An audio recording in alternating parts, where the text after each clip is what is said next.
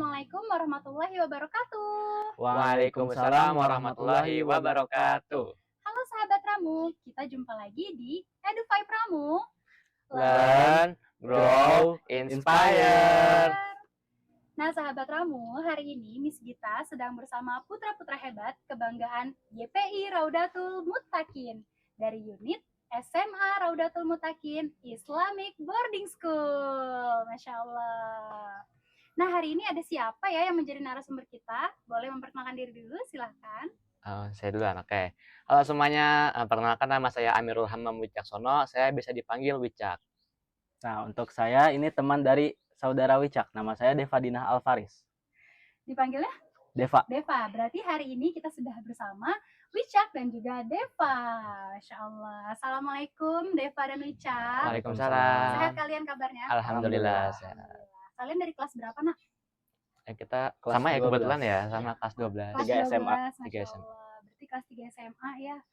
Oke. Nah, sahabat Ramu, sedikit penjelasan bahwa SMA Raudatul Muttaqin Islamic Boarding School adalah salah satu unit di lingkungan Yayasan Pendidikan Islam Raudatul Muttaqin. Nah, unit SMA Raudatul Muttaqin ini berlokasi di Lewiliang, Bogor. Nah, salah satu visi besarnya adalah mencetak gitu ya, pemimpin Qur'ani yang berkarakter, bertauhid, dan berdaya saing global. Masya Allah, itu keren banget ya untuk visinya, berdaya saing global, punya karakter, dan juga Qur'ani, paham Qur'an gitu ya. Oke, untuk Wicak dan juga Deva, sebelum kita mulai perbincangan ya, kita berbincang mengenai kalian pengalamannya bersekolah di SMA Ramu IBS ini tuh bagaimana rasanya, kesan-pesannya juga gitu ya. Kita awali dulu dengan membaca basmalah. Bismillahirrahmanirrahim. Oke, Deva dan Wicak, dari visi yang tadi ya, kita mencetak pemimpin Qur'ani, membentuk pemimpin Qur'ani. Dari hadis yang kita ketahui juga bahwa sebaik-baik kalian adalah yang belajar Al-Quran dan mengajarkannya. Nah, untuk Deva dan Wicak, bagi kalian Al-Quran di kehidupan kalian itu apa? Oke, sedang Wicak. Saya dulu berarti ya, oke. Al-Quran kalau menurut saya itu, sebelum saya berpikir ke arah sini, saya itu ditanamkan oleh orang-orang di sekitar saya kalau Al-Quran itu katanya pedoman hidup gitu. Nah, justru karena yang namanya pedoman hidup itu jadinya saya mencoba mempelajari tuh, terutama pas masuk SMA Ramu ini. Saya mulai mempelajari dan memahami Al-Quran, dan ternyata itu semakin menguatkan pendapat saya bahwa Al-Quran itu memang pedoman hidup. Pedoman yang mengarahkan hidup kita supaya lebih baik lagi, seperti itu. Jadi awalnya masih katanya. Iya, awalnya katanya, tapi setelah dipelajari, semakin benar ini ternyata. Yang katanya ternyata memang benar gitu. Jadi ya, kitab yang kamu pegang Al-Quran ini betul. Ternyata memang faktanya adalah pedoman kehidupan. Iya, betul. Bagi Deva, apa makna Al-Quran di kehidupan kamu? Nah, untuk pemaknaan itu tersendiri kan merupakan sesuatu yang subjektif. Nah, bagi saya bisa memaknai Al-Quran itu, awalnya bagi saya Al-Quran sebuah kitab di agama Islam yang mengajarkan terkait hal-hal yang berkaitan dengan Islam tentunya. Namun, di 3 tahun terakhir ini, terutama ketika saya bersekolah di SMA Raudatul Muttaqin, saya diajarkan mengenai hal-hal yang berkaitan Al-Quran yang kemudian dikaitkan kembali pada kehidupan sehari-hari. Contohnya ketika saya pembelajaran di dalam kelas, guru saya suka mengaitkan ayat-ayat Al-Quran dengan pelajaran yang akan dibahas di hari itu. Nah, hal tersebut membuat saya berpikir bahwa ternyata begitu banyak hal yang sebenarnya saya telah lakukan dari sebelumnya itu berkaitan dengan Al-Quran, dan hal tersebut membuat saya semakin yakin bahwa Al-Quran itu merupakan pedoman yang sebenar-benarnya bagi saya, karena memang berkaitan dengan seluruh aspek yang saya jalani di kehidupan saya ini. Mungkin seperti itu. Oke Deva, tadi makna Al-Quran ternyata bagi kamu sedalam itu ya. Insya Allah. Terus bagi kalian di SMA Raudatul Muttaqin Islamic Boarding School ini, apakah hanya membaca Al-Quran yang diajarkan, kemudian menghafalnya, atau bagaimana? Coba diceritakan ke sahabat Ramu. Kalau membaca dan menghafal sih justru malah enggak ya, karena tujuannya kan untuk memahami gitu. Ya karena kalau kita ke hal yang lebih luas dulu ya, bukan Al-Quran tapi buku. Buku itu dibuat untuk dipahami gitu. Nggak mungkin cuma dibuat tulis doang, untuk dihafalin doang. itu enggak, tapi untuk dipahami dan pasti memiliki tujuan gitu. Nah, jadinya di sekolah ini kita nggak cuma ngebaca dan menghafal doang, tapi kita juga menelaah isinya tuh apa, untuk apa gitu isinya, seperti itu. Tentunya didampingi dengan ustadz ustazahnya Iya yang betul, berkompeten ya. iya Masya Allah didampingi ya, biar didampingi. tafsirnya nggak salah. Biar tidak salah tafsir. Kemudian berarti kan kalian paham, berusaha mempelajari makna Al-Quran gitu kan, sehingga nanti visi sekolah tuh tercapai ya, Iya betul. membentuk pemimpin Qurani. Qurani. Jadi kamu kan kita semua adalah khalifah ya, Iya, pemimpin. khalifah. Mau ngambil keputusan berarti ada dalil apa nih, ada landasannya apa, itu berpegang pada Al-Quran. Masya Allah. Kemudian berbicara manfaat kamu sudah mempelajari makna dari Al-Quran ini apa bagi Deva, bagaimana? Untuk dari segi manfaat itu sangat banyak sekali, namun yang baru-baru ini saya rasakan dan membuat saya, wah ternyata Al-Quran ini memiliki manfaat yang sangat bisa dibilang membuat saya kaget itu. Karena dalam hal sekecil, bukan sekecil, hal sedalam misalkan terkait mental saya, mungkin untuk anak-anak muda itu ada mulai suka membahas terkait masalah mental gitu, kesehatan Ya, mental. betul. Nah, mungkin kita kadang berpikir untuk menyelesaikan masalah mental ini kita bisa datang ke orang-orang yang lebih mengerti Iya, hal itu. tentang hal itu. Namun ternyata karena saya berasrama di sini, saya tidak memungkinkan untuk pergi ke orang-orang yang contohnya psikolog seperti itu. Tapi di sisi lain juga karena saya diajarkan terkait Al-Quran, saya mencoba memahami kembali dan ternyata Al-Quran pun menjelaskan bagaimana kita menghadapi hal-hal yang berkaitan dengan mental. Contohnya mungkin yang terkait orang-orang yang berbuat jahil ya. Iya, Nah betul. itu sangat menarik sekali karena ketika di Al-Quran itu dijelaskan ketika orang-orang yang jahil itu menyapa kita ataupun intinya berinteraksi dengan kita, otomatis kita terkadang apalagi remaja itu suka ingin untuk membalas atau Ya, istilahnya balas ke-trigger dendam. ya. Nah tetapi di sini diajarkan bahwa ketika orang-orang jahil menyapa kita, justru kita harus mengucapkan sesuatu hal yang baik atau kita memberikan feedback yang justru positif. Nah hal itu awalnya membuat saya berpikir kok agak aneh ya, tetapi ketika dipahami kembali justru itu yang membuat saya mulai mempraktekannya untuk saat-saat ini gitu. Jadi ya banyak sekali manfaatnya, tetapi salah satu yang membuat saya tertarik itu di bidang seperti itu yang mental terkait untuk remaja terutamanya. Jadi Allah udah menurunkan firman lewat Al-Quran dan Rasulullah mengajarkan juga ya dari perilakunya ya, bahwa Ya, kalau ada Iya. orang jahat, ada orang jahil gitu ya, kita harus membalasnya dengan kebaikan, Kebaikan, justru ya. iya. jangan Masya kejahatan. Allah. Oke, iya benar sahabat Ramu. SMA Raudatul Mutakin ini adalah boarding school ya. Ya, Jadi betul. pesantren tapi modern sahabat Ramu ya. Jadi kalau sahabat Ramu penasaran boleh berkunjung ke kawasan Lewiliang ya. William. Ada SMA Raudatul Mutakin Islamic Boarding School. Nah di sini tuh bisa dilihat sendiri ya lingkungannya, masya Allah sekali sahabat Ramu. Dan kalian benar-benar jadi terbawa pergaulan yang positif ya. Ya, Karena betul. Alhamdulillah. 24 jam di sini benar. Ya, betul Betul. sekali. Ada asramanya gitu ya. Habis Ada jam asramanya. sekolah pulang ke asrama. Kegiatannya apa sih yang kalau kalian lakukan di sore hari dan sampai besok paginya lagi? Boleh Iya. diceritakan ke sahabat Ramu. Oke, jadi kalau pagi normal ya sekolah biasa. Dan kalau pulang sekolah itu kita bebas, tapi ada yang biasanya itu ikut ekskul ya, ekstrakurikuler seperti itu. Tambahan. Jadi ada yang bebas, misalkan ada yang mungkin belanja, mungkin nyuci baju, tapi ada juga yang ikut ekskul. Jadi walaupun waktu luangnya ada, tapi kita tetap ada kegiatan yang bisa diisi gitu, walaupun itu waktu luang. Kalau di sore seperti itu, dan malamnya itu kita baru masuk kegiatan asramanya ya, Dep ya. Itu kita ngaji, tahfiz, tahfim, tasin, kadang juga bahas sirah, fikih untuk pembelajaran seperti itu. Masya Allah. Kalau saya boleh menambahkan, Ya. mungkin buat teman-teman yang khususnya remaja gitu, di sisi lain melihat modernnya sekolah ini gitu dari sisi fasilitas itu seperti yang tadi dijelaskan juga Iya. kegiatannya, tapi yang bukan kurang, yang kadang tidak disadari, tetapi ini sangat penting sekali bagi teman-teman yang terutama remaja itu lingkungan pertemanannya. Karena menurut saya lingkungan pertemanan ini sangat-sangat berpengaruh bagi kita. Namun ya alhamdulillah ketika saya bersekolah di sini, kadang saya suka berpikir apakah lingkungannya baik atau tidak ketika awal-awal masuk sini, dan alhamdulillah setelah saya menjalani 3 tahun di sini, untuk keseluruhan lingkungannya itu sangat mendukung saya untuk menjadi pribadi yang lebih baik lagi, baik dari sisi lingkungan pertemanan, guru, dan bahkan lingkungan seperti staf-staf sekolah lainnya. Dan itu merupakan hal yang menurut saya perlu diketahui banyak orang karena itu hal yang sangat penting bagi saya menurut. menurut kamu ya? Ya, Masya menurut Allah. saya. Benar. Jadi, oke, nah Deva, untuk di pesantren modern, ya kan? Kita sebutnya pesantren modern Ya. ya, SMA Raudatul Mutakin Islamic Boarding School. Nah, di sini apakah pelajarannya hanya agama saja? Oh enggak sih, kita imbang ya sama yang umum, Imbang. balance. Ada Kalau- pelajaran-pelajaran biasa Kalau juga? di sekolah sih kebanyakan pelajaran biasa ya, Iya, pelajaran ada yang pelajaran umum umumnya. biasa dipelajari di sekolah-sekolah umum. Untuk pelajaran agama biasanya setelah pelajaran sekolah, di sore atau enggak malam malam, habis subuh pelajaran gitu. Jadi keasramaan. malam subuh tuh bagian yang agamaan, Agama. asrama. Nah yang terus kalau pagi kayak jam sekolah Umum. biasa itu yang umum fokusnya. Oh, Masya Allah.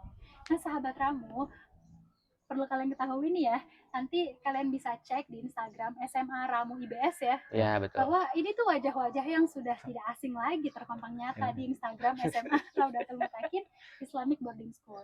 Karena ternyata anak-anak SMA Ramu ini benar-benar banyak sekali menoreh prestasi. Bu Gita tuh melihatnya sangat salut gitu ya, bahwa kalian tuh anak pesantren, tapi prestasi di bidang akademik dan non akademik itu keren banget, juara. Jadi ini benar-benar mencerminkan bahwa membentuk pemimpin Qurani ya, nggak cuman di bidang agamanya tapi bisa dikolaborasikan dengan Ya, duniawinya gitu ya, pengetahuan umum. Insya Allah. Terus gimana? Ada kendala nggak? Atau bagaimana cara kalian menyeimbangi? Belajar Al-Quran mantap, ilmu pengetahuan umum juga mantap. Itu bagaimana Deva dan Wicak? Bisa dikasih tipsnya ke sahabat Ramu? saya duluan, oke Ya. boleh. Jadi kalau untuk kendala ya itu sih karena emang yang di input ke kita itu sangat-sangat banyak ya, dari pelajaran umum, pelajaran agama, jadinya tuh satu hari tuh padet banget gitu, yang bener-bener kalau dilihat-lihat kayak nggak punya waktu kosong gitu, saking padatnya.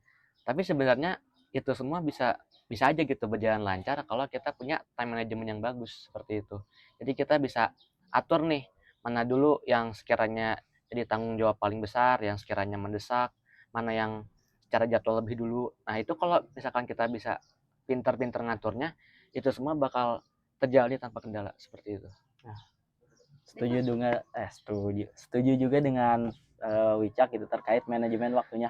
Jadi untuk awal-awal sekolah di sini pertama belum terlalu padat ya untuk pembelajaran. Cuman ketika memasuki semakin besar, tengah-tengah semester mungkin itu pembelajaran makin banyak, makin intens. dan juga pembelajaran di sekolah selain itu juga pembelajaran di asrama juga semakin banyak. Nah di situ mungkin saya sendiri masih memerlukan penyesuaian gitu, karena wah ini banyak banget pembelajarannya gitu, terus waktu juga yang 24 jam dirasa kayak masih kurang gitu. Namun semakin kesini saya menyadari bahwa pentingnya yang tadi manajemen waktu gitu, karena ketika kita bisa memanage waktunya 24 jam yang kita miliki dalam satu hari itu sebenarnya masih memiliki sisa waktu ya, yang bisa kita gunakan untuk produktivitas lain. Nah mungkin yang tadi juga sempat disinggung terkait prestasi-prestasi yang ditorehkan oleh anak-anak Ramu gitu, yang banyak juga selain saya gitu, itu tuh karena mereka bisa menyesuaikan dengan jadwal yang padat, pembelajaran di sekolah, pembelajaran di asrama, tetapi masih ada waktu luang mereka gunakan untuk memberdayakan dirinya. Contoh misalkan dalam bidang contoh puisi ya, teman kita Denny itu masih bisa berlatih di sela-sela waktu sebelum sholat misalkan, bisa dia melatih untuk perlombaannya, dan alhamdulillah teman-teman kita juga banyak yang berprestasi ya. Banyak banget yang mencetak prestasi. Jadi mungkin tidak hanya pelajaran yang diajarkan guru di kelas, tetapi pembelajaran seperti itu pun kita dapatkan terkait manajemen waktu gitu, yang benar-benar langsung kita praktekkan di sini. Mungkin seperti itu yang saya rasakan. Siapa guru atau yang mengajarkan kalian, mengingatkan kalian untuk manage waktunya gitu? Ada nggak? Ada sih. Sebenarnya semua guru sih, semua guru pasti menekankan untuk ya kalian harus pintar-pintar ngatur waktu supaya kalian nantinya nggak keteteran, seperti itu. Mungkin simpelnya ya. Cuman ya kembali lagi ke diri masing-masing, karena kalau masih sudah diingatkan tetapi masih tidak bisa menyesuaikan ya konsekuensi. Ya pasti akan terus terbawa oleh arus untuk ya kepadatan itu. Tapi ya insya Allah kita semua bisa ya. Ya betul. Nah Deva dan juga Wicak, salah satu program unggulan di SMA Raudatul Mutakin Islamic Boarding School ini adalah pembinaan langsung ya. Iya betul. Dan pendampingan langsung oleh pendiri sekaligus pembina Yayasan Pendidikan Islam Raudatul Mutakin, yaitu Nenek Guru Hajah Faridah Hanum. Nah Deva sama Wicak, usia Nenek Guru tuh udah 80 tahun lebih. tapi beliau masih menyempatkan diri untuk hadir dari Bekasi ke Lewiliang ya, untuk mengajar kalian langsung gitu ya, mempelajari Al-Quran dan juga maknanya gitu ya. Apa motivasi yang paling kalian ingat atau jadi kalian ambil positifnya gitu ya dari yang diajarkan oleh nenek guru? Nah, mau duluan? Boleh saya. Nah, untuk melihat betapa inginnya gitu nenek guru, kami biasa menyebutnya nenek guru, Nenek ya, nenek guru mengajar di sini gitu, walaupun dengan waktu yang biasanya kami sebelum di sini gitu jarang untuk bangun di waktu-waktu tersebut gitu, jauh waktu sebelum subuh di jam 3, bahkan sebelum jam 3:30 gitu. Nah, itu membuat saya berpikir, apalagi yang saya masih berusia remaja gitu, seharusnya saya bisa lebih produktif lagi, lebih semangat lagi gitu. Harusnya saya memiliki motivasi yang membuat saya harus mengembangkan diri lebih dari ini gitu. Terkadang ya ketika dibangunkan ya kadang juga saya dengan ataupun teman-teman saya masih merasa ngantuk gitu untuk dibangun dia 2:30 gitu. Tapi di sisi lain kadang berpikir ini merupakan tamparan gitu bagi saya, karena nenek guru yang usianya sangat jauh dengan saya gitu, sudah tua, tetapi masih memiliki semangat yang besar untuk membangun karakter anak-anak di sini gitu. Nah, merupakan hal yang memotivasi saya bahwa saya harus bisa lebih dari ini, karena beberapa alasan, salah satunya adalah karena usia saya masih muda dan harusnya saya bisa membangun hal yang lebih besar daripada ini. Jadi semangat ke diri kamu sendiri Ya, ya, iya. bahwa aku harus bisa lebih baik dari aku yang sebelumnya gitu Ya, ya. betul. Dari Wicak, motivasi apa yang kamu ambil dari nenek guru?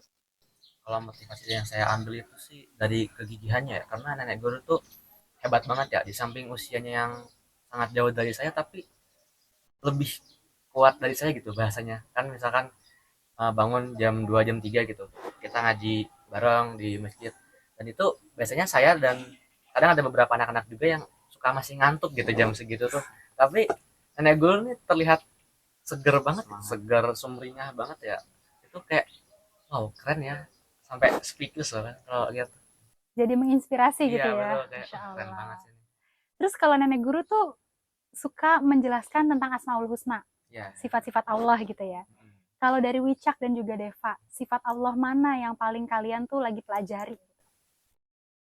Saya duluan, oke. Dari 99-nya suka semua, tapi yang lagi saya fokuskan dan saya pelajari saat ini adalah yang sobur atau sabar. Nah, buat teman-teman juga, kalau misalkan ini mungkin for your information. Jadi Asik. saat kita tadi yang bangun pagi-pagi itu, karena kita suka diajarkan terkait Asmaul Husna, di mana Asmaul Husna itu harus kita resapi dan kita pahami itu sebagai sifat-sifat Allah dari Tuhan kita. Nah, dari ke-99 itu yang saya sedang pelajari dan sering saya eh, pelajari untuk memahaminya gitu, itu di Asmaul Husna yang pertama Ar-Rahman.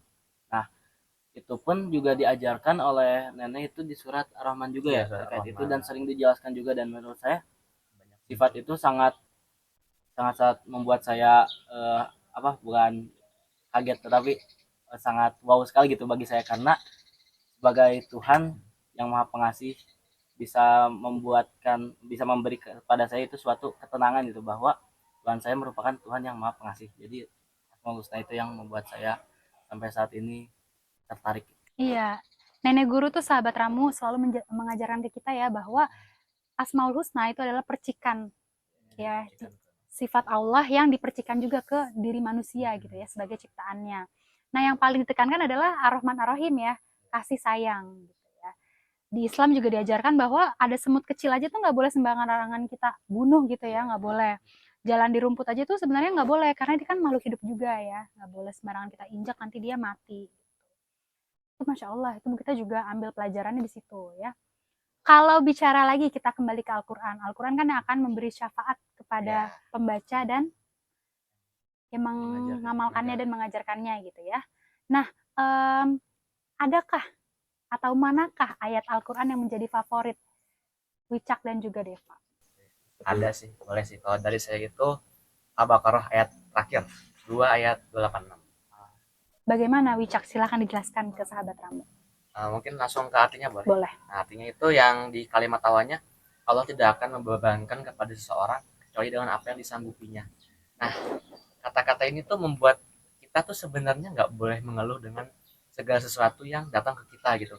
Karena kasusnya adalah masih banyak orang-orang tuh yang kadang mereka tidak mensyukuri dengan apa yang mereka miliki saat ini. Misalkan, aku nggak mau beli ini, maunya yang itu, atau nggak mungkin iri hati ataupun segala dengki dan segala macam lainnya. Nah itu padahal tuh Allah itu udah bilang gitu kalau Allah itu memberikan ke kita tuh pasti ditimbang dulu gitu, pasti bukan yang sesuatu yang lebih kita gitu. Jadi adapun misalkan uh, nauzubillah ya musibah ataupun kecelakaan yang datang menimpa kita, tapi itu pasti nggak akan melebihi kapasitas kita. Masya Allah. Ini Bu Gita juga jadi menyimak sekali Sangat nih ya, relate Masya sekali gitu, Allah ya. Langsung. Berarti ini apapun yang datang ke kita nggak boleh ngeluh. Karena itu sudah sesuai kesanggupan kamu. Iya, Allah pasti. tuh yang maha mengetahui Betul, ya. pasti udah dipertimbangkan dulu. Deva bagaimana? Untuk saya sih ayat yang sedang saya tertarik untuk saat-saat ini gitu, yang sering terlintas di pikiran saya itu di surat Al-Furqan, surat ke-25 ayat 63 itu. Kalau teman-teman baca artinya, di situ dijelaskan terkait orang-orang ketika kita berinteraksi atau orang-orang jahil menyapa mereka gitu, menyapa kita, orang-orang jahil yang bisa dikategorikan sebagai orang yang jahat ataupun berkata yang tidak baik kepada kita, justru kita harus membalasnya dengan perilaku yang positif. Di ayat tersebut diucapkan kita harus mengucapkan salam gitu kepada mereka.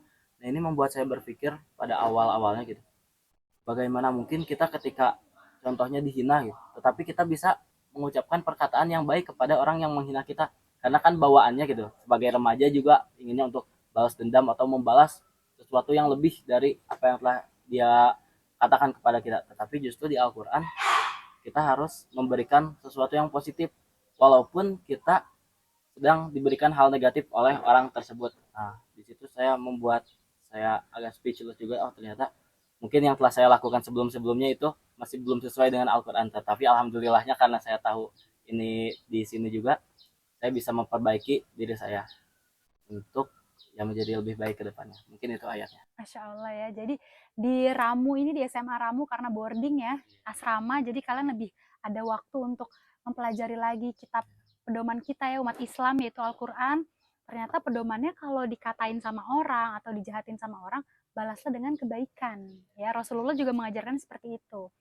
Dari yang tadinya kita belum tahu gitu kan, atau masih keliru, sekarang akhirnya kita jadi tahu ya. Ini benar-benar fungsinya pedoman hidup gitu ya, sahabat Ramu, Masya Allah.